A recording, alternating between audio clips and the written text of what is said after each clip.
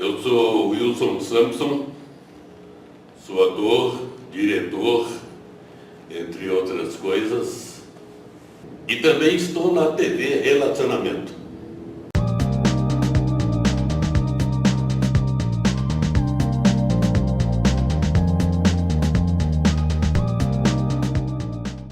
Olá, internautas, iniciamos mais um programa Você é Top. E hoje nós temos aí um bate-papo com um profissional que atuou em diversas áreas. E vai ser assim muito prazeroso falar com o Sérgio Tomé. Sérgio, obrigado, viu? Pode chamar de Tomé aqui, né? Pode chamar de Tomé, não tem problema. Tá bom. Tomé, conta um pouquinho para os nossos internautas onde você nasceu, um pouquinho da sua trajetória, toda a parte artística aí e depois os novos desafios. Eu nasci no interior de São Paulo também, numa cidade chamada Parapuã, uma cidade bem pequenininha, né? Tá. Quando você saiu de lá, a cidade continuou ainda? A cidade está assim, numa decadência muito grande, né? Você pode voltar a ser prefeito de lá, né? Ser prefeito de lá. Aliás, teve pessoa da minha família que acabou sendo prefeito daquela cidade. Interessante. É uma cidade que deve ter hoje 5.000 habitantes. E é próximo de... É próximo de Oswaldo Cruz, próximo de perfeito. Itupã, Tá, perfeito. região de Itupã. Eu saí de lá em 1966, vim para São Paulo e quando eu cheguei aqui, na verdade, naquela época existia muito emprego. Ah, sim. Eu tinha 12 anos de idade. Quase o milagre brasileiro. Já. Milagre brasileiro. Quando eu cheguei aqui, eu já tinha um emprego arrumado. Que bacana. Era para trabalhar na feira. Certo. Aí eu me lembro que eu trabalhava na feira, tinha que acordar muito cedo. A feira naquela época terminava meio-dia, meio-dia e meio. Já existia o CEAGESP? Ainda não, era o Mercadão. Tá. E ia fazer um curso chamado Admissão, naquela época, que era um tipo de um curso preparatório O ginásio. para fazer o ginásio. Perfeito, eu Tá. fiz também. Você fez também. Nós acho que nós temos praticamente a mesma idade. Você é mais novo. Eu vou fazer 69. Eu também. Ah, eu Eu nasci em 1954. também, eu sou de dezembro de 54. 54, sou de junho de 54. Legal. E aí eu fiz a admissão, fui fazer o ginásio, aí comecei a trabalhar, trabalhei um tempo na feira, depois metalúrgica, né? E nesse tempo aí, eu creio que era no ano de 69, por aí, eu conheci o Sobral. Opa, que bacana. Isso, que nós éramos vizinhos, né? Ah. E naquela época o Sobral já fazia os shows. E um dia ele me convidou para participar de uma escola de teatro, que era Montes Alves. Montes Alves. A mesma escola que o Wilson Sampson participava, o Sobral participava.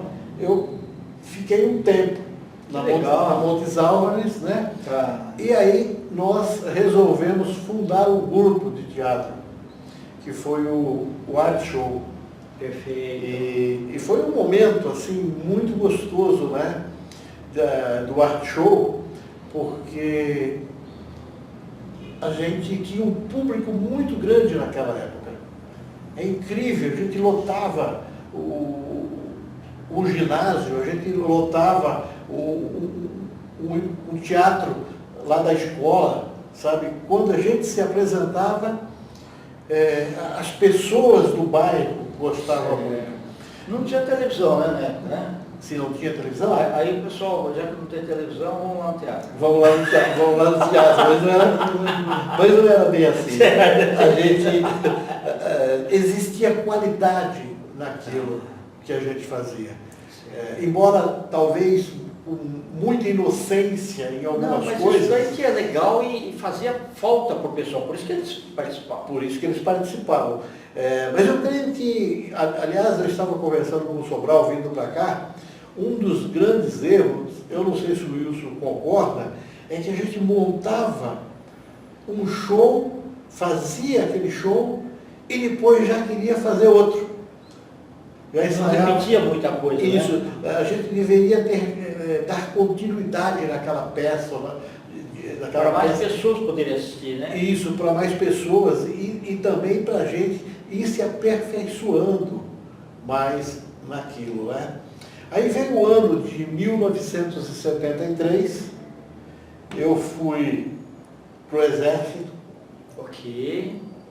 De 73 a 74, né? Fui militar nessa época, e aí eu me distanciei um pouco do grupo, porque eu era aquele camarada que, não sei hoje como se chama, mas se chamava de laranjeira, que morava no quartel. E aí onde que era o quartel? Um dos quartéis que eu passei foi Quitaúna. Tá. Passei lá. Depois tem o Grupo Bandeirantes lá em Barueri também, né? Isso, tem o Grupo Bandeirantes um pouco para frente. Então eu dormia no quartel, muitas vezes passava 15 dias para vir para casa, e isso me distanciou um pouco do grupo. Não tanto, mas me distanciou um pouco do grupo. Quando eu saí do Exército, eu fui trabalhar na Companhia Siderúrgica Mannesmann. Aliás, foi o Sobral que me levou para lá. Tinha o escritório da Mannesmann na 13 de maio, né? Tinha sim, já teve o escritório na 13 de maio. E lá eu cresci como profissional. Eu entrei como office boy e saí de lá como comprador. Que legal. Foi para lá, para Minas Gerais também? Fui para Belo Horizonte. Algumas vezes, né? Algumas vezes tinha estágio em Belo Horizonte, então a gente ia. Mas desde essa época, né, eu já sentia que existia um chamado na minha vida, um chamado que eu não conseguia entender, algo de Deus que vinha me chamando. Acontecia alguns fatos, né, que hoje eu percebo que era o chamado. Um dos chamados fortes que aconteceu na minha vida foi dentro do quartel. Dentro do quartel, o capitão da minha companhia era um camarada obeso e ele queria uma promoção para major.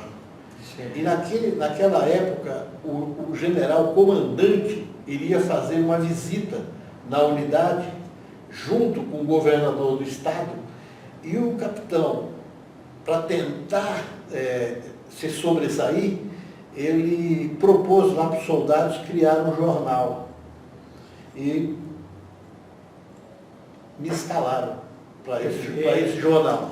Mas a gente, na nossa inocência, a gente não tinha assim muito o que escrever no jornal, então nós começamos a chupar matérias de alguns jornais. Corumim, jornal do MR8, e na inocência eu coloquei lá uma matéria quando os Estados Unidos perdeu a guerra no Vietnã.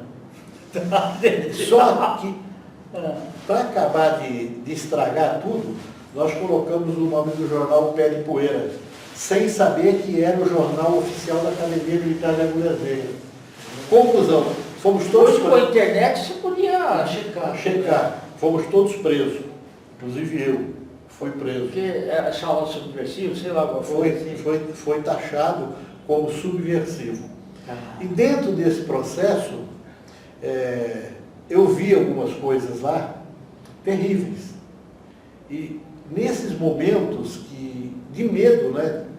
Você via um camarada ser torturado.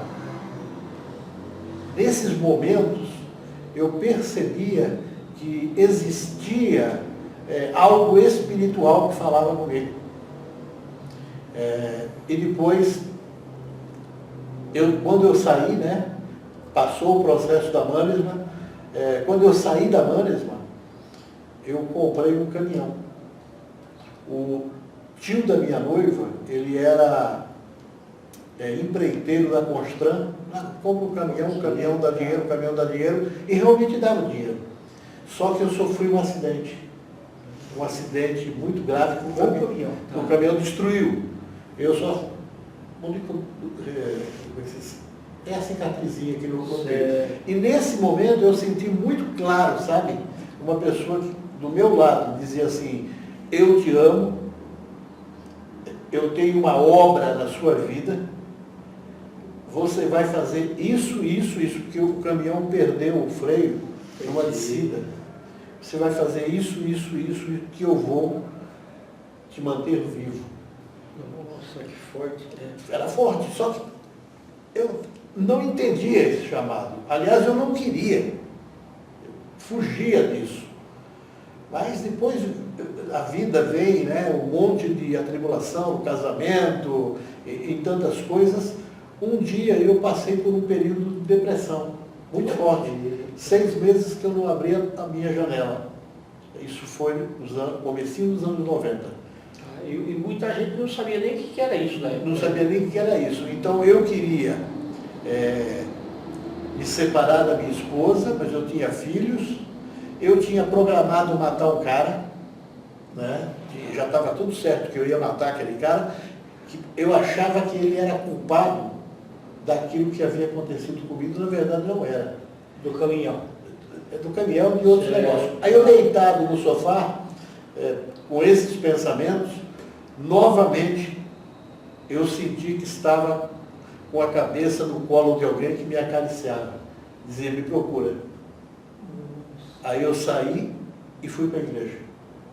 E lá, a melhor coisa que fez. Lá encontrei um encontro com Cristo. Aí veio, né, o processo. No começo, a gente é meio que iludido, né, quando você vai para Cristo. Porque existe aí a teologia da prosperidade, confissão positiva da fé, né, que é uma coisa que distorce o evangelho. A princípio você vai para resolver o teu problema. Mas aí Deus fala tão forte no teu coração que você acaba se envolvendo. Aí eu fui fazer teologia, fiz teologia. Em 1996 eu fui ordenado a presbítero. Que bacana. Em 2006, ordenado a pastor. Fiquei durante 20 anos na igreja que eu fui ordenado, né, a pastor. E há 6 anos atrás eu iniciei o ministério. É uma igreja pequena, voltada para a assistência social. Maravilhoso. Então nós temos um trabalho bastante forte com crianças, crianças que estão abaixo da linha da pobreza. Existe uma casa onde, que inclusive amanhã nós vamos pegar as crianças para levar para a igreja, que é um lugar de tráfico. Então os tios, os pais, as mães, são todos traficantes. A gente pega essas crianças, leva para a igreja, né? Ministra alguma coisa, tem uma atividade com eles, né? Muitas vezes passa um filme, inclusive amanhã vai ser passado um filme. A gente procura dar uma alimentação, se tiver faltando calçado, a gente busca, vai atrás e dá calçado. Temos uma obra também com algumas casas de recuperação, aonde que a gente vai, também faz uma oração com esse pessoal, uma brincadeira, levamos alimento, procura saber qual é a necessidade que essas pessoas têm, né, para poder ajudar. Só que nós somos uma igreja muito pequena. E onde que fica? Fica na rua Três Pedras, 234, na Vila Alpina. Que bacana. Então, perfeito. Nós temos na igreja, na verdade, 3 pessoas que têm carro. Então, eu tenho um carro e existem mais 2 pessoas que têm carro. Então, quando nós vamos buscar essas crianças, é muito trabalhoso. Sim, verdade. A logística, né? A logística é bastante carente, né? Nessa logística de buscar e de levar. Mas assim mesmo, a gente continua fazendo a obra. Por exemplo, o ano passado, nós entramos num projeto de uma construtora, nós distribuímos em 3 meses 540 cestas básicas. Fantástico. Fantástico, né? Para uma igreja pequena. E hoje a gente distribui também cestas básicas, não com essa quantidade, mas a gente procura assistir aqueles carentes, aquelas pessoas que necessitam. Perfeito. Então esse é o nosso ministério, o nosso chamado, né? Tá, ok. E a gente continua aí. Não, sem dúvida, foi um chamado, Foi mesmo, padre? você acabou encontrando seu propósito de vida, se tornou uma missão. Isso. Muito legal. Tomé, Oi. quando as pessoas quiserem entrar em contato, queria que você deixasse, fala o endereço da igreja de novo, fala como que as pessoas pegam mais informações. Tá? Então, o nome da igreja é Igreja Evangélica Nova Vida em Cristo. Ela fica na rua Três Pedras, 234, Vila Albina, São Paulo. Eu tenho o telefone do WhatsApp 97075-7323. E tem o Instagram também, é Nova Vida em Cristo SP. Perfeito. São a forma, né, de entrar em contato com a gente ou fazendo uma visita. Tá certo. Que eu creio que é melhor, né? Bacana. Conhecer o trabalho, de repente ouvir uma ministração, né? Tá certo. Então, bem, gratidão, viu? Eu que agradeço. Agradeço. Que Deus abençoe você e que você Isso. prospere nesse Perfeito. trabalho. Agradeço muito ao Sobral, né, que acabou nos aproximando, e também ao Wilson, né? Wilson. E agradeço principalmente a Deus por ter tido a oportunidade de conhecer você com um trabalho tão fantástico. Graças a Deus, foi uma oportunidade riquíssima, porque, na verdade, eu não encontrava o Wilson pessoalmente, eu acho que desde 75, 76, olha, quantos anos, né? E parece que foi ontem. É verdade, Isso que é gostoso. Isso que é gostoso. Isso que é gostoso, né? Tá certo. Internautas, com os agradecimentos então ao pastor Tomé, nós finalizamos mais um Você é Top. Grande abraço e até a próxima.